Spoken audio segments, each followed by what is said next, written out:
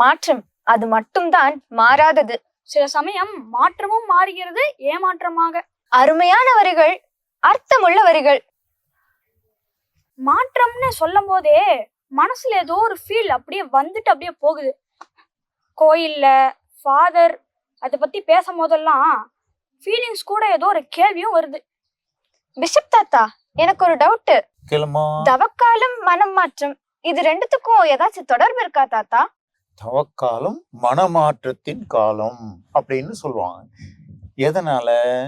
தவக்காலத்துல நம்முடைய சிந்தனைகளில் ஒரு மாற்றம், நம்முடைய பேச்சுக்களில் ஒரு மாற்றம், நம்முடைய செயல்களிலும் ஒரு மாற்றம், இது எல்லாம் சேர்த்து தான் மனமாற்றம் அப்படி சொல்றோம். இப்போ ஏன் மனமாற்றம் வேணும்? அதுவும் தவக்காலத்துல ஏன் வேணும்? தவக்காலத்தினுடைய கடைசியில நம்ம என்ன கொண்டாட போறோம்? ஈஸ்டர் பண்டிகை கொண்டாட போறோம். அதாவது இயேசுனுடைய இறப்பும் உயிர்ப்பும். சரி, இயேசு எதுக்காக உலகத்துக்கு வந்தாரு? நம்மள மீட்கத்தான். நம்முடைய பாவங்களை மன்னித்து நம்மை மீட்க. இப்ப நம்முடைய பாவங்களை மன்னிக்கணும்னா நாம என்ன செய்யணும்? அவர்கிட்ட வரணும்.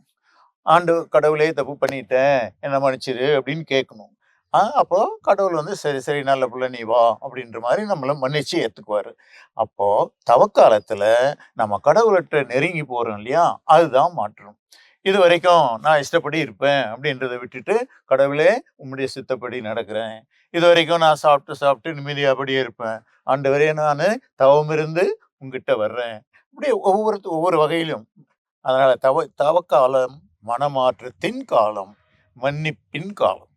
எனவே கடவுளுடைய அந்த மன்னிப்பை பெற வேண்டும் என்றால் நாம் அவர்கிட்ட நெருங்கி வரணும். அந்த நெருங்கி வரணும்னா நம்ம வேற என்னமோ பிடிச்சிட்டு இருக்கு நம்மளெல்லாம் இல்லையா, சுயநலம் பிடிச்சிட்டு இருக்கு, பெருமை, அதெல்லாம் விட்டுட்டு ஆண்டவரே அப்படின்னு கடவுள்கிட்ட வர்றோம். அந்த கடவுள்கிட்ட திரும்புறது தான் மனமாற்றம். இந்த தவக்காலத்துல நிறைய மனமாற்றத்துக்கான முயற்சியில் ஈடுபடணும். செய்வீங்களா? செய்வோம் தாத்தா. God bless you.